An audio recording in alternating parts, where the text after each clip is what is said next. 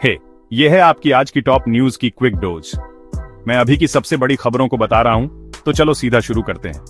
सबसे पहले डिफेंस की दुनिया से कुछ बड़ी अपडेट्स।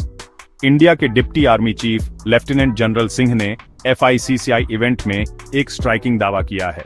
उनके हिसाब से चाइना ने असल में युद्ध के मैदानों को लाइव लैब की तरह इस्तेमाल किया है अपने हथियारों को टेस्ट करने के लिए, असली लड़ाई में अलग अलग टेक को मिक्स और मैच करके।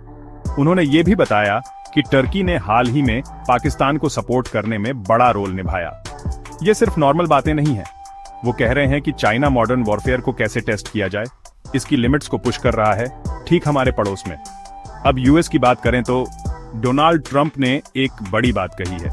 उन्होंने कहा कि वो 10 से 12 देशों को नए टैरिफ डील्स के बारे में लेटर भेजने वाले हैं। इससे कई देशों के ट्रेड में बदलाव आ सकता है और वो टाइम वेस्ट नहीं कर रहे हैं। लेटर्स आज रात को भेजे जाने वाले हैं। जाहिर है ये सिर्फ पॉलिटिक्स के बारे में नहीं है।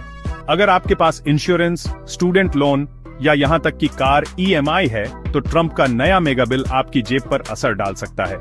ये इस बात पर डिपेंड करता है कि आप कौन हैं और कहां रहते हैं। कुछ लोगों को फायदा दिख सकता है, बाकी को वेल उतना नहीं। एंटरटेनमेंट में सिंगर एक्टर दिलजीत दोसांझ के लिए ड्रामा बढ़ रहा है। पाकिस्तानी एक्ट्रेस हानिया आमिर के साथ सरदारजी 3 में काम करने के बाद रिपोर्ट्स के मुताबिक इंडिया ने फिल्म की रिलीज रोक दी है। इससे भी बड़ी बात, ऐसी अफवाहें हैं कि भूषण कुमार आने वाली बॉर्डर 2 से दिलजीत को हटा सकते हैं। फिल्म वर्कर्स फेडरेशन भी इसमें शामिल हो रहा है और पूरी सिचुएशन पर फैंस और इंडस्ट्री में बात हो रही है। इंडिया में वापस आए, अमृतसर में एक शॉकिंग घटना हुई है। एक retired CRPF DSP Tarsem Singh ने डोमेस्टिक झगड़े के बाद अपने ही परिवार पर गोली चला दी। दुखद बात यह है कि उनके बेटे की मौत हो गई और उनकी पत्नी और बहू दोनों हॉस्पिटल में हैं। पुलिस ने उन्हें अब कस्टडी में ले लिया है और इन्वेस्टिगेशन चल रही है। और ये देखो, एक रियल लाइफ लेडी सिंघम की कहानी, लेकिन एक ट्विस्ट के साथ। राजस्थान में मोना बुगालिया नाम की एक महिला, जिसे मूली देवी के नाम से भी जाना जाता है, 2 साल तक पुलिस सब इंस्पेक्टर होने का नाटक करने में कामयाब रही। उसने यूनिफॉर्म पहनी, अकादमी में ट्रेनिंग की और असली IPS और RPS ऑफिसर्स के साथ वायरल रील्स भी बनाई।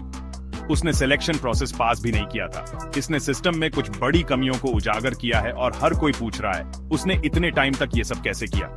फाइनली, अगर आप दिल्ली में रहते हैं तो आपने फ्यूल बैन के बारे में सुना होगा। ये सब CAQM commission for air quality management की वजह से है।